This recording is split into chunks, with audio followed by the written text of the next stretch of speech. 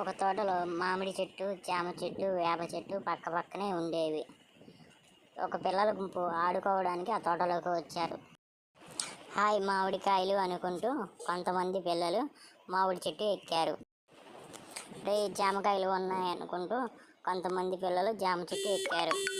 అది చూసిన వేప చెట్టు నేనంటే ఎవరికీ నచ్చదు, నా దగ్గరికి ఎవరు రారు అని అనుకుంటూ మూతి ముడుచుకుంది. మామిడి చెట్టు ఇలా అంది. అలా ఏం కాదు, జనాలకు దేని అవసరం పడితే వాళ్ళ దగ్గరకు వెళ్తారు. ఇప్పుడు మా దగ్గర కాయలు ఉన్నాయి కాబట్టి మా దగ్గరకు వచ్చారు. జామ చెట్టు ఇలా అంది. నా దగ్గర ఉన్న పండ్లే కాదు, పిందెలతో సహా మొత్తం తింపేస్తున్నారు, మొత్తం కోసి తినేస్తున్నారు. కాసేపటికి అరగక పిల్లలు చాలా కడుపు నొప్పితో బాధపడుతున్నారు. వాళ్ళ పెద్దవాళ్ళు వచ్చి లేతవి వేపాకులు తెంపి నూరి వాటి రసం తీసి పిల్లలకు తాగించారు. వాళ్ళకు కడుపు నొప్పి కూడా తగ్గింది.